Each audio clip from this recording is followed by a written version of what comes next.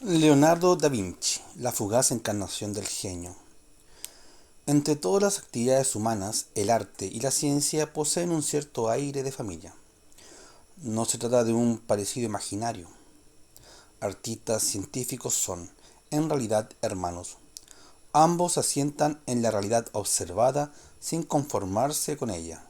Los dos despliegan las fuerzas creativas de la imaginación y del intelecto y, aunque lo hacen en sentidos muy diversos, tanto el uno como el otro son capaces de descubrir mundos nuevos que sorprenden, emocionan y dan sentido. Sin embargo, los parecidos tienen límites bien precisos que no conviene forzar. Hurgando con más profundidad, las diferencias destacan nítidas y algunas de ellas son tan profundas que bien ameritarían considerar el arte y la ciencia como productos de dos hemisferios opuestos del cerebro. El artista es un enamorado de la trascendencia. En sus obras penetra sutilmente la naturaleza y, aunque comienza contemplando la realidad, jamás se encadena a ella. Sus creaciones sugieren dimensiones ocultas, absolutamente invisibles a los ojos del profano. Con ella confiere luz, belleza y sentido a realidades que abandonadas a sí mismas solo podrían resultar banales e insignificantes. El científico, en cambio, descansa constantemente en lo observado, mide, cuantifica, ensaya, teoriza y refuta. Sus ideas nacen de la lucha racional por comprender la naturaleza, y esta batalla recrudece todavía más cuando busca la aplicación técnica de sus ideas. En este caso, las diferencias se tensan hasta el límite. Frente al roce sutil del artista, el suyo constituye una áspera manipulación, que no busca mostrar ni sugerir, sino, por el contrario, modelar la naturaleza según sus propios designios. Es verdad que tanto el arte como la ciencia se nutren de la observación. Muchos biógrafos resuelven la genialidad de Leonardo aludiendo a ella, pero lo cierto es que la mirada del artista no está necesariamente relacionada con la del científico. Bien podría decirse que la observación constituye solo un punto en el que se intersectan dos líneas perpendiculares que no vuelven jamás a encontrarse. Precisamente por eso Leonardo da Vinci ocupa un lugar destacado entre los grandes genios que ha producido la humanidad. No solo fue un artista que enriqueció a Occidente con algunas de sus más sublimes obras pictóricas, también fue un genio en el campo de las ciencias, fundó un incontable número de disciplinas científicas e hizo tantos inventos, descubrimientos y proyectos de ingeniería que una sola mención llenaría sobradamente las páginas de este capítulo. Esta dualidad ha convertido merecidamente a Leonardo en el prototipo del humanista, en el hombre completo por excelencia. Sería muy difícil encontrar en la historia un rival capaz de competir con él en la variedad de sus intereses y la genialidad con que los desplegó. Leonardo vino al mundo en incómodas condiciones. Fue el fruto de amores ilegítimos entre un joven noble fiorentino y una hermosa aldeana de nombre Caterina. Nació en 1452 en el ínfimo poblado de Vinci y pasó sus primeros años de vida en las laderas del monte Álbano, gozando del campo, el sol y la naturaleza. Muy pronto, a los 5 años, fue reclamado por su padre. Una vez casado y asentado, el joven florentino quiso enmendar sus errores de juventud.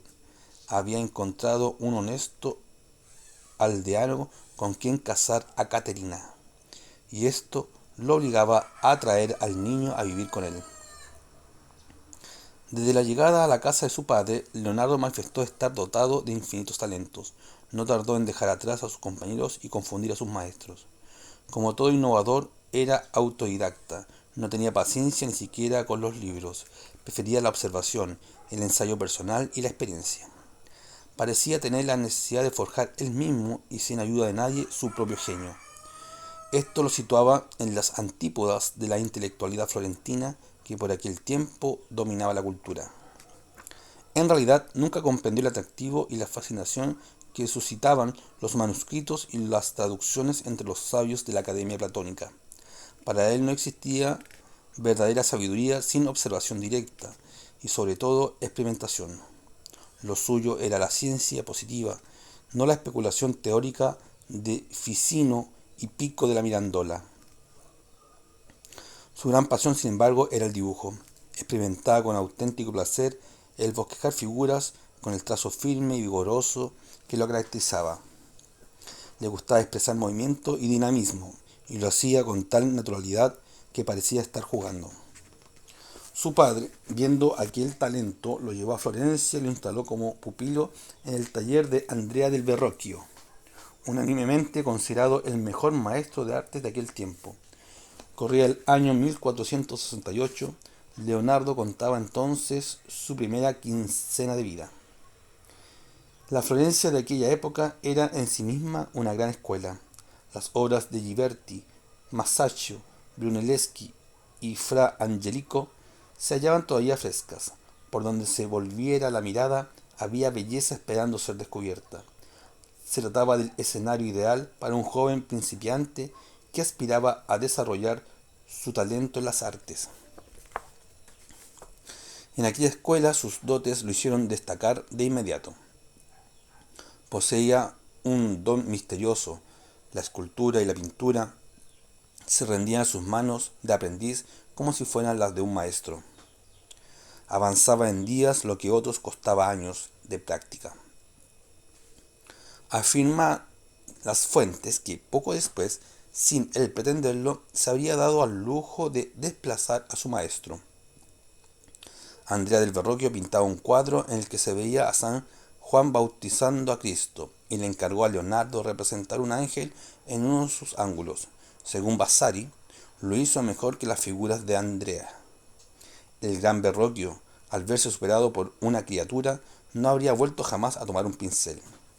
Se trata sin duda de una hermosa anécdota, aunque no es preciso creerla del todo en realidad. Verrocchio continuó pintando sin sufrir jamás ningún complejo de inferioridad ante su discípulo.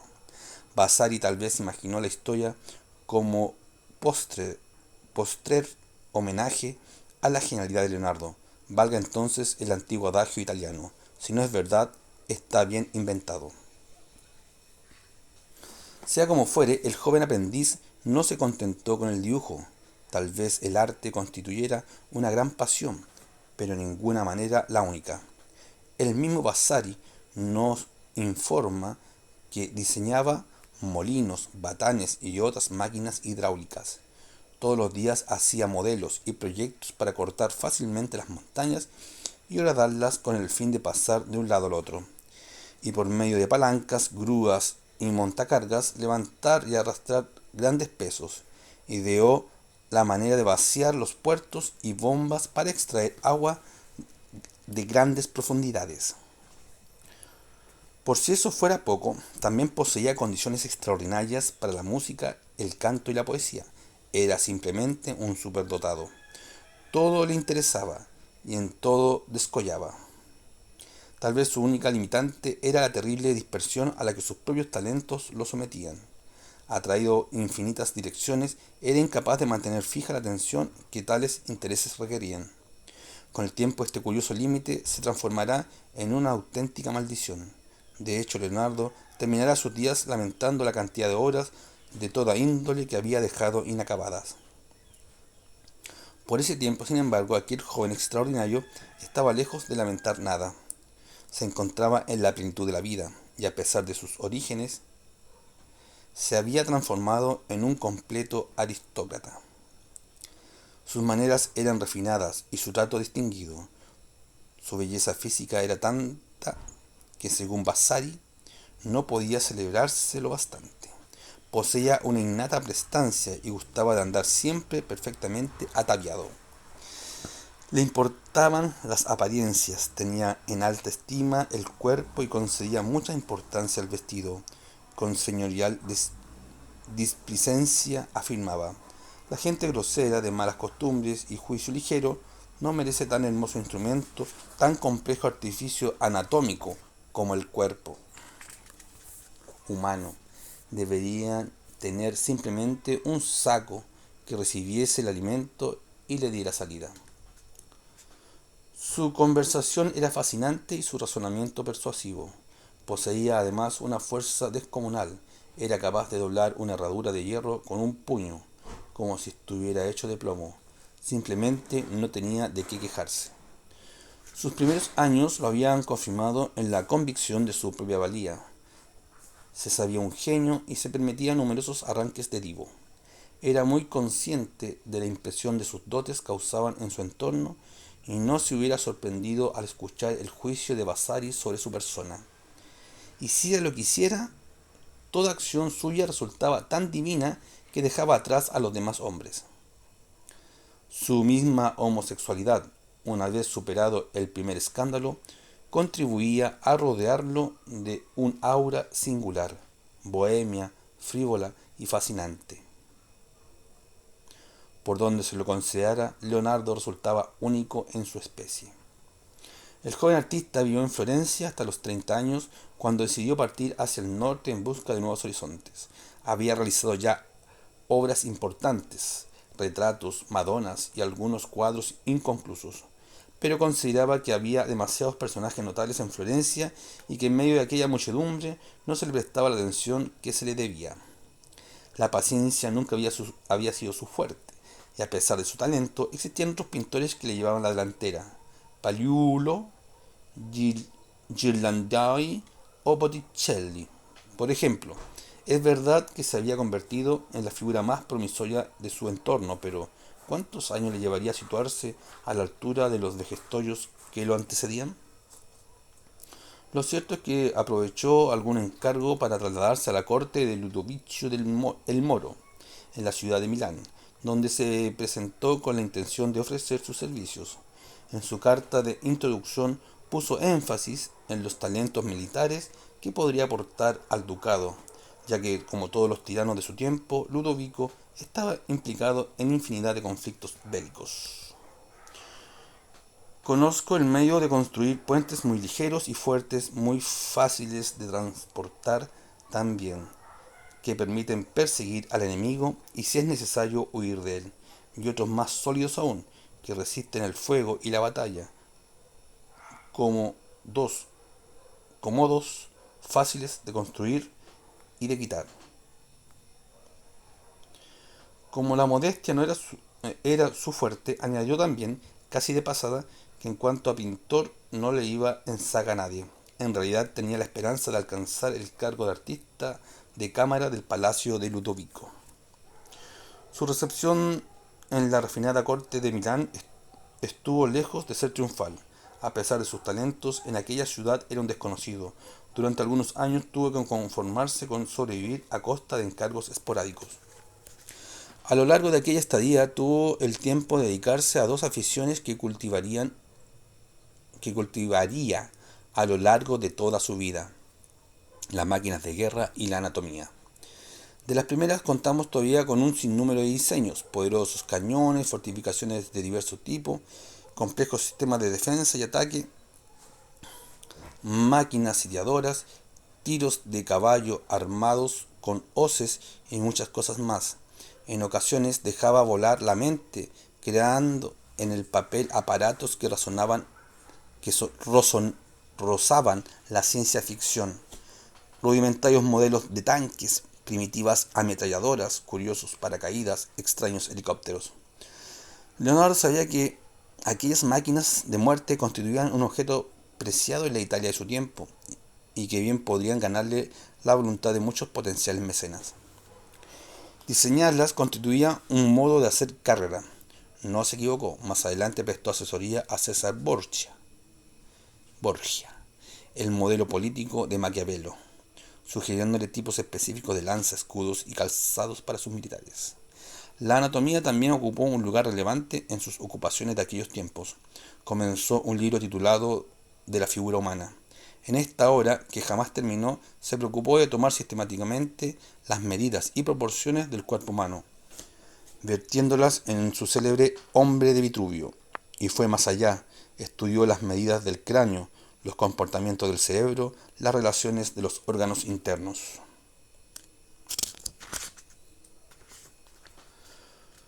Su curiosidad anatómica no reconocía confines, cerraba y examinaba huesos, llenaba los órganos interiores con cera fundida para obtener un modelo exacto, simulaba el funcionamiento de los músculos, sustituyéndolo por hilos de metal. Llegó incluso a fabricar un corazón de cristal para estudiar la circulación de la sangre. Lamentablemente sus observaciones se encontraban tan por delante de su tiempo que apenas fue posible encontrarles alguna aplicación concreta en la medicina de la época. Tenía además la extraña costumbre de rodear sus dibujos con textos ilegibles, escritos de derecha a izquierda. Algunos dicen que lo hacía porque era zurdo, otros porque así protegía sus secretos. Lo cierto es que, escritos de un modo u otro, casi nadie podría haberlos entendido. Años después comenzó a disectar cadáveres, lo que le permitió poner en duda muchas de las concepciones de su época había heredado de la antigüedad y el medioevo. Pese a todas las limitaciones de su trabajo, sus dibujos fueron durante siglos las reproducciones anatómicas más exactas que contaron los especialistas. Sumido en tales investigaciones, Leonardo pasó buena parte de sus años milaneses, hasta que, finalmente, algunas obras notables como La Virgen de las Rocas llamaron la atención de Ludovico el Moro. Para el artista fue un gran progreso. Inmediatamente pasó a emplearse establemente en la corte, donde acometió las obras más variadas. Organizó obras de canalización, construyó y reparó edificios, pintó curiosas decoraciones, concibió el sistema de calefacción del palacio e incluso diseñó la decoración de las fiestas con que aquel soberano festejaba a sus súbditos. Esto último constituyó un escenario privilegiado para su genio. En manos de Leonardo, las recepciones palaciegas se transformaron en verdaderos despliegues de ingeniería. Máquinas complicadísimas transformaban las salas de un segundo a otro. Hacía volar ángeles, surgir dragones, crecer selvas, aparecer grutas. En una de aquellas fiestas sorprendió a la concurrencia construyendo una montaña de rocas en un salón, situando encima un enorme huevo. Tras diversos bailes, el huevo se había dejado ver los 7 planetas y los 12 signos del zodiaco, todo ello acompañado por la música de las esferas, de la que había hablado Dante en su comedia. Se trataba de escenografías fascinantes enteramente concebidas por Leonardo y en cuya creación se sentía por completo a gusto. De esta época nos quedan también sus notas de cocina, que incluyen gran variedad de recetas, en las que el sabio reflexiona sobre todos los temas relativos al buen comer, desde la forma de preparar y presentar los alimentos hasta los instrumentos y precauciones que deberían usar en la cocina. En el tono de estos apuntes surgidos de 1000 observaciones dispersas, se advierte un temperamento tan genial como creativo. En ellos se expresaban los esfuerzos de Leonardo por refinar los desastrosos hábitos de comida de su tiempo. En una nota crítica, la costumbre de mi señor Ludovico de amarrar conejos adornados con cintas a las sillas de los convidados, de manera que puedan limpiarse las manos impregnadas de grasa sobre los lomos de las bestias, se me antoja impropia del tiempo y la época en que vivimos.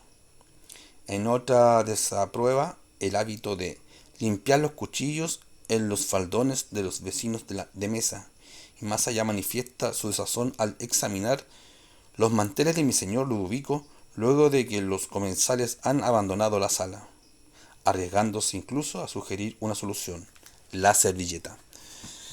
Sabemos de este último invento fue difícil de imponer. Un informe del embajador florentino en Milán narra la reacción de los comensales ante la curiosa propuesta de Leonardo. Nadie sabía cómo utilizar o qué hacer con ella.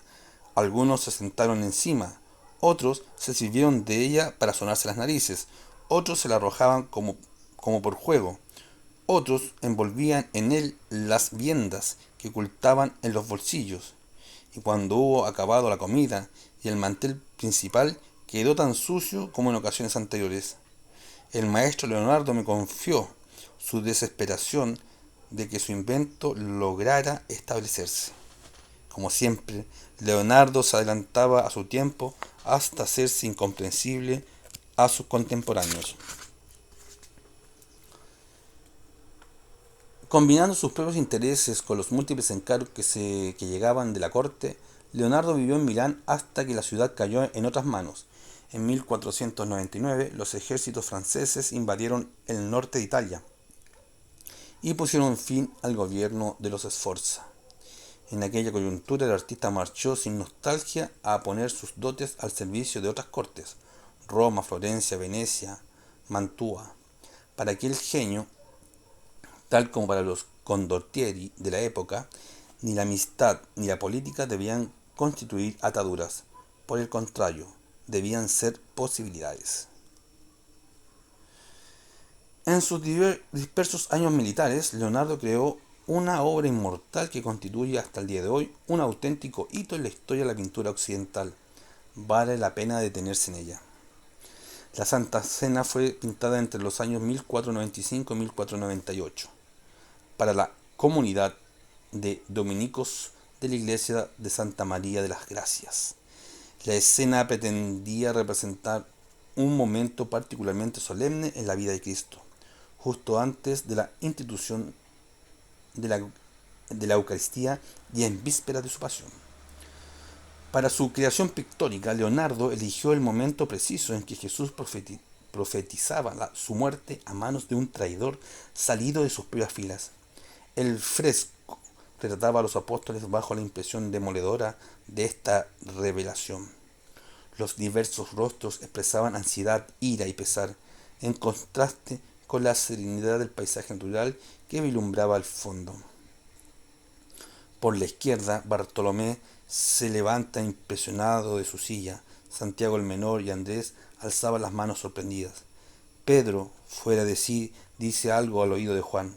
Judas se echa hacia atrás aparentando escándalo, mientras sostiene la bolsa de monedas en su mano. Al centro, Jesucristo domina la escena en completa impasibilidad. Por la derecha, Tomás, Santiago el Mayor y Felipe protestan encendidamente inocencia. En el extremo, Mateo, Tadeo y Simón discuten buscando algún sentido a sus palabras. Todo ello talentosamente dispuesto por la mano del artista. Se manifiestan turbados en lo más profundo.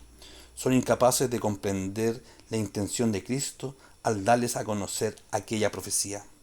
Judas, en cambio, el único que comprende a dónde apuntan las palabras de Jesús, manifiesta en su rostro el odio, la obcecación y la traición. Ambos se rozan las manos en torno al plato del pan. La escena sirvió a Leonardo como un inmenso escenario donde aplicar sus estudios de anatomía y caracterología. Sus retratos siempre habían pretendido delatar no solo la naturaleza física de sus modelos, sino también su condición moral. Leonardo concebía la expresión del rostro como reflejo del carácter y pensaba que a ciertas características físicas correspondían necesariamente ciertas cualidades espirituales. Vasari no cuenta que tenía obsesión por la fisonomía.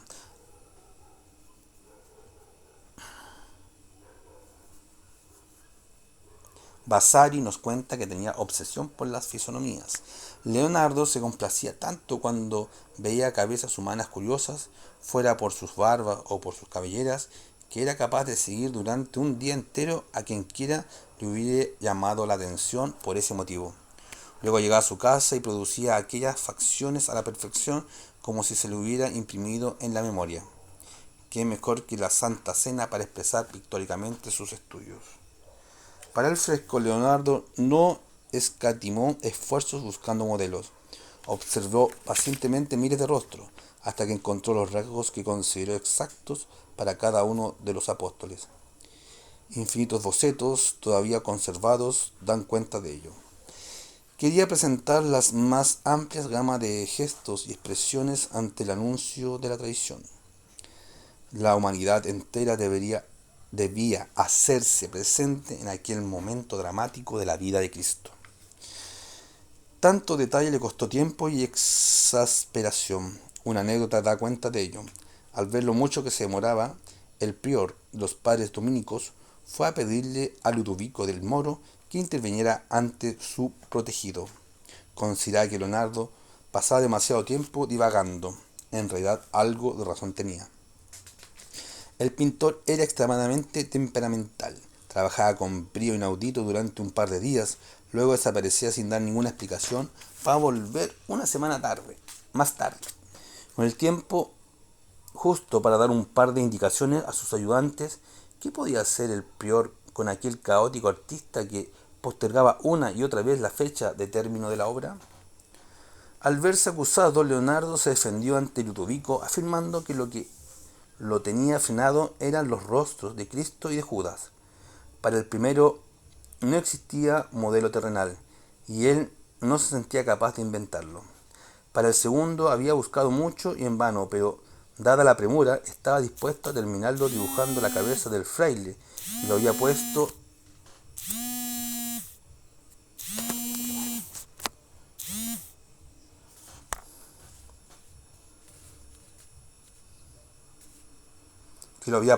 en tal aprieto. Se trataba de una ingeniosa venganza, porque después del episodio, el pobre prior, muerto de vergüenza, se dedicó a premiar a los jardineros y dejó a Leonardo en paz. Anécdotas aparte, aquel fresco constituyó un prodigio de realismo. Artistas de todas las partes se presentaron para estudiarlo. Leonardo había creado una obra llamada a convertirse en la variante más conocida, apreciada e imitada del tema evangélico de la última cena de la historia de Occidente. Se trataba de un mérito extraordinario.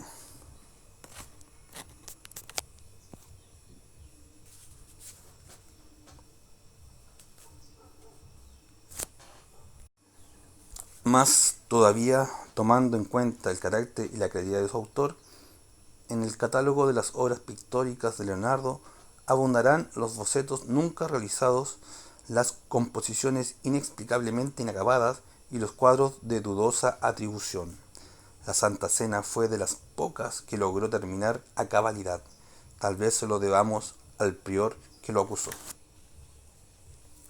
La técnica experimental utilizada por Leonardo se reveló un auténtico desastre. Mediado el siglo XVI, la obra ya se encontraba irremediablemente deteriorada. Y como si eso no fuera suficiente, un siglo más tarde, los frailes del convento tuvieron la genial ocurrencia de abrir una puerta en el fresco para comunicar dos piezas contiguas. En realidad, es casi un milagro que nada haya menoscabado su influencia a lo largo de la historia. La última cena ha sido sometida a numerosos intentos de restauración a lo largo de los siglos. El último tuvo lugar el año 1999 y se realizó de acuerdo a las más avanzadas tecnologías científicas, permitiendo recuperar el color original, eliminar las múltiples pinturas sobrepuestas en los anteriores procesos de reparación. La única obra maestra con que Leonardo volvió a competir consigo mismo fue la Gioconda, pintada poco después, durante los primeros años del siglo XVI, cuando un tal Francesco del Giocondo, acomodado comerciante de seda de Florencia, le solicitó el retrato de Mona Lisa, su mujer. No resulta simple explicar el encanto y la fascinación de este particular retrato. Aparentemente sin pretensiones, ha ejercido a lo largo de los siglos. Su calidad pictórica se basa en primer lugar a la minuciosa representación de los detalles. Un finísimo, un finísimo, un finísimo velo cubre el pelo. El vestido oscuro presenta numerosos bordados y delicados pliegues. El sombreado del cuadro, especialmente el rostro, le confiere una expresión muy fina y la luz, suspendida sobre el fondo del paisaje, realza el misterio de la figura. Vasari da rienda suelta a su entusiasmo al comentar la obra. Aquella cabeza muestra hasta qué punto el arte puede imitar a la naturaleza. El brillo húmedo de los ojos, el velo, los lívidos rosados, las cejas, la nariz, que parece viva, la boca y el encarnado de las mejillas. Quien contemple con atención la depresión del cuello, verá latir las venas. Lo cierto es que la imagen es sugestiva y fascinante.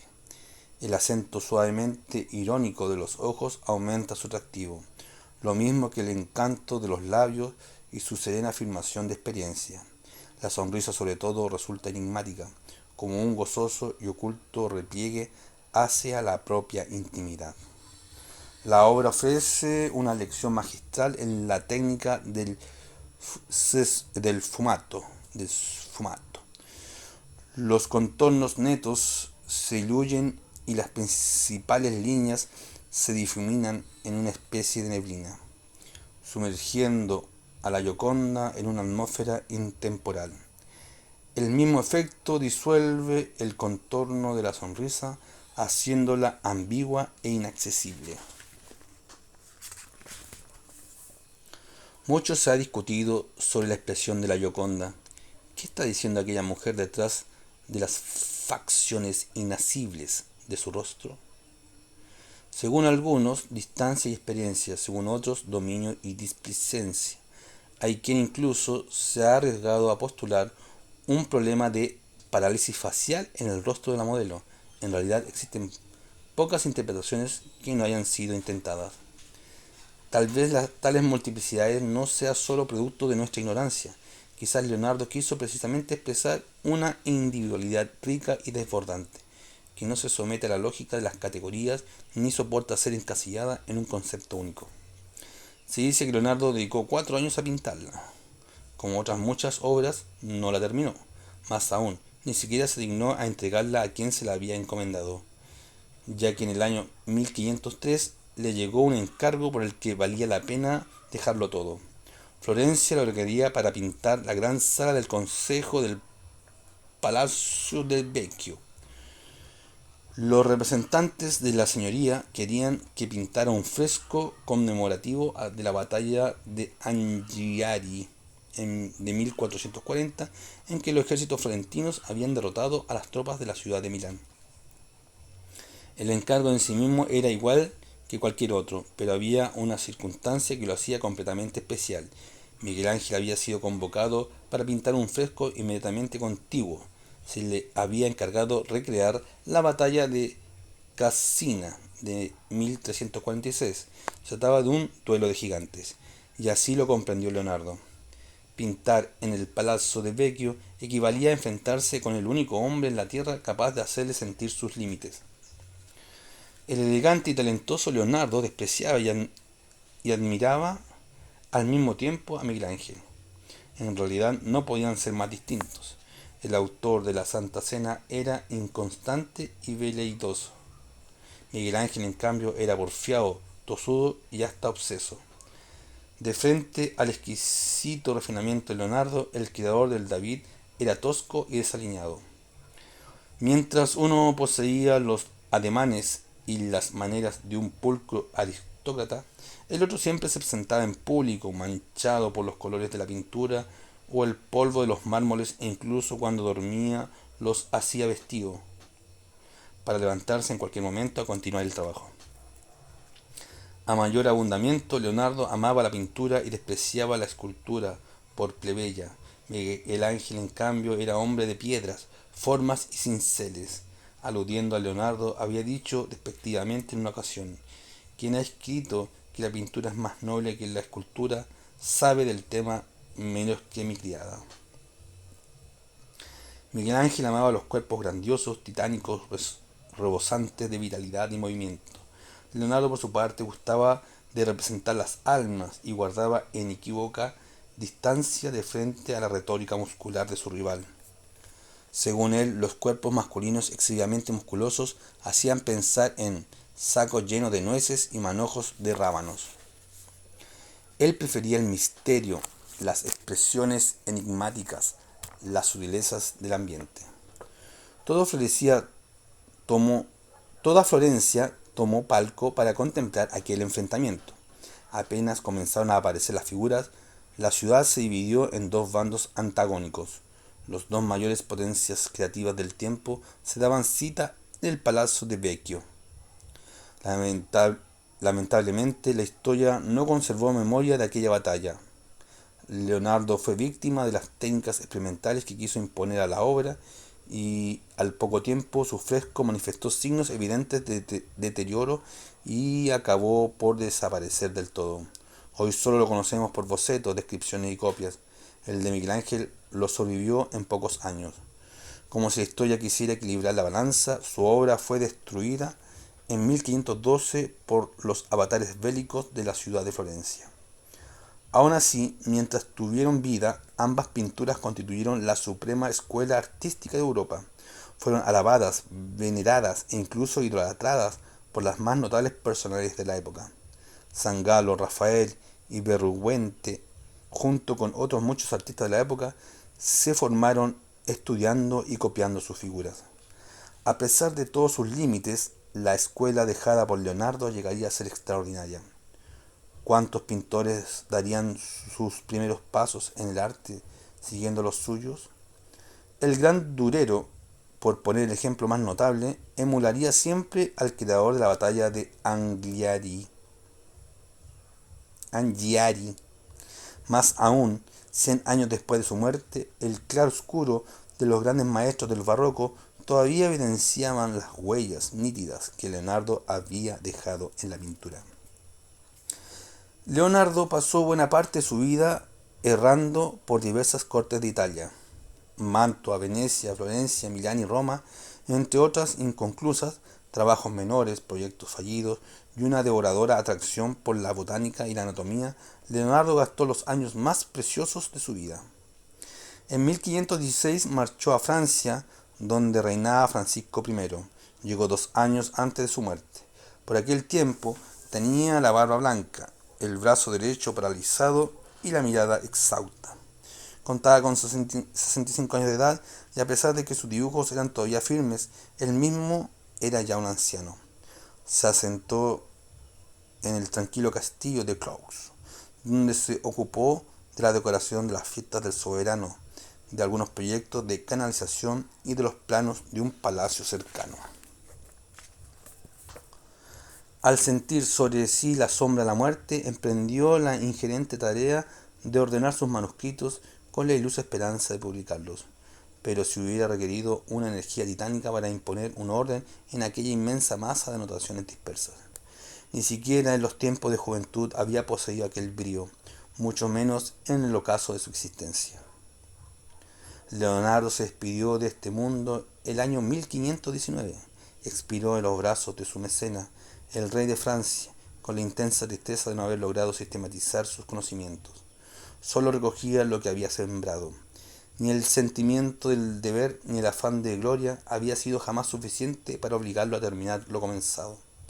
La historia se había repetido siempre de igual modo. Empezaba un proyecto con entusiasmo desbordante, trabajaba ardorosamente por algún tiempo e inevitablemente llegaba el momento en que se cansaba de él y no lo consideraba a su altura. Fue el precio que debió pagar por su genialidad. A su muerte, el más fiel de sus discípulos, Francesco Melzi, heredó los manuscritos y compiló el Tratado de Pintura, un conjunto de observaciones prácticas y teóricas para pintores.